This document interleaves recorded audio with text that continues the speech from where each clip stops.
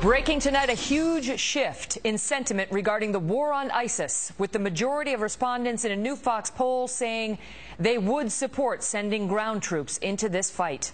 Welcome to the Kelly File, everyone. I'm Megyn Kelly. A majority of Americans now believes the airstrikes we are conducting in Iraq and Syria will not be enough, and they are ready for the next step.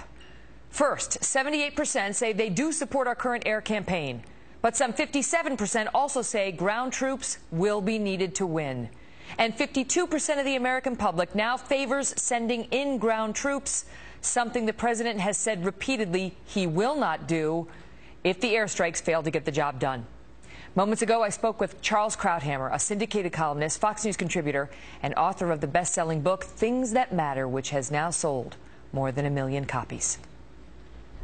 Charles, that's the question. Just to go through it, you've got 55% of the American people saying he has not been aggressive enough, 64% saying we have no strategy, and now the biggest number, 52%, the most critical, saying they now favor ground troops in this conflict. So are ground troops coming? No, I don't think so. I would trust every other one of those numbers in the polls. I think Americans are exactly right. Air power will not be enough. Obama does not have a strategy. I think 3/4 of Americans in the poll think Obama has not been tough enough with Muslim extremism. In fact, they're absolutely right. Obama won't even call it by its name. But when it comes to ground troops and support for it, that is a very ephemeral number. That is a number that you get before anybody has been committed into combat on the ground. That is a number you get when America has not, as of yet, sustained so much as a sprained ankle in this campaign. If we do start to put ground troops in Syria or even in Iraq, and the casualties begin to mount, that number will turn around very rapidly. And in part, it's because I don't think people have faith that the president is willing to carry through the policy. As we see in the numbers, they don't think he has a strategy. So I would be very wary about relying on that number of support for ground troops now. This is very pristine conditions right now, and that can change overnight. If we go forward and we continue to hear reports that the airstrikes are not doing that much, as we have heard from some corners, and Baghdad falls into greater peril, do you think that the president will reevaluate the ground troop strategy, notwithstanding the polls? Yes, I think so. In those conditions, but I'm not sure we would arrive there. For one thing, I don't think Iran, which has now made Iraq in part a client state and directs a lot of what Iraq does, I don't think Iran is going to allow Baghdad to fall.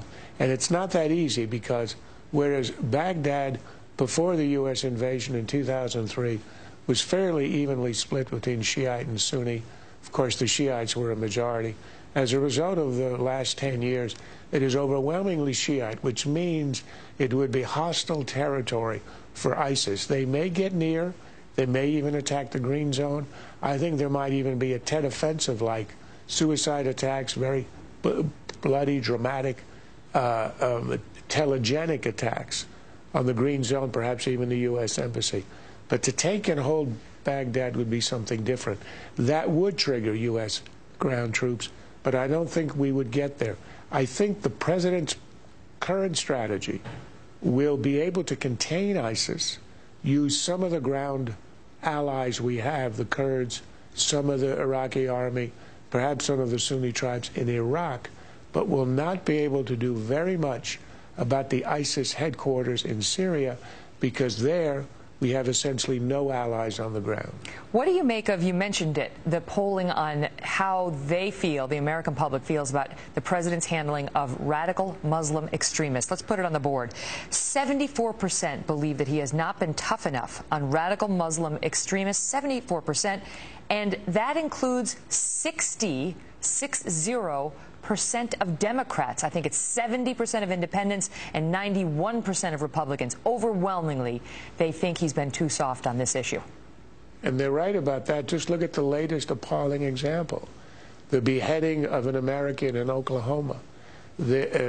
Shouting Muslim slogans, a guy who had sort of al-Qaeda elements all over his website, and the FBI comes in, the federal government says, we see no evidence of terrorism here.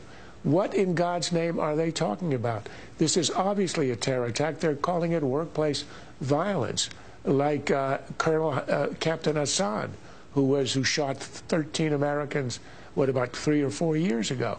Also workplace violence. Obama will not even call this by its name.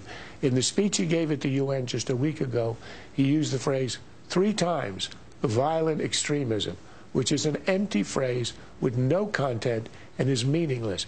Even the United Arab Emirates uses the phrase Islamic extremist or Islamic terrorist. And for God's sake, the Islamic State, ISIS itself, calls itself the Islamic State. But Obama won't, because of what you showed earlier in the show. Obama saying, I grew up in a Muslim land. I can speak to them. I will change the relationship with the world of Islam. Let me show that. Let me show that here. Listen. Let me show that right here so the audience can hear what you and I heard prior to air. Listen. Well, I truly believe that the day I'm inaugurated, not only does the country look at itself differently, but the world looks at America differently. If I'm reaching out to the Muslim world, they understand that I've lived in a Muslim country and I may be a Christian, but I also can understand their point of view. And then I think that the world will have confidence that I am listening to them in the world. That will ultimately make us safer. Go ahead, Charles. I mean, that is preposterous. That is a toxic combination of naivete on the one hand and grandiosity on the other. He went around the beginning of his presidency to Cairo, Istanbul, all over the place, offering an open hand, understanding. He even said we're going to finally respect the Muslim world, as if the U.S. has not respected it in the past, and that he would somehow, by this sort of, accommodation, would strengthen our hand in the Muslim world. Everywhere you look in the Muslim world, from the Boko Haram terrorists in Nigeria, El-Shabaab attacks in Kenya and Somalia, to what's happening with ISIS, to what's happening in Libya, where Obama goes in and he leaves nothing behind, where the terrorists are now frolicking in the U.S. Embassy pool. Everywhere you look, you have got a deterioration of the U.S. position. Obama chose weakness. Obama chose withdrawal. Obama chose decline, thinking it would appease our enemies. It's had, of course, as always, the precisely opposite effect. Charles Krauthammer, thank you, sir. You're very welcome. Well, the mosque where this Oklahoma beheading suspect had worshipped has refused to speak to the Kelly File. But in moments, we will be joined by someone who says he also worshipped there. We are protecting his identity. And when you hear what he has to say about this mosque, you will understand why. If you watch nothing else tonight, watch this segment. Plus, with breaking news reports of mortars landing inside Baghdad tonight, fears are growing about what happens to the Christians if ISIS gets inside this city. Tony Perkins and General Jack Keane are here next. I'm laughing because I said to one of my soldiers today, if ISIS were coming towards you, what would you do? He said, I'll take off my uniform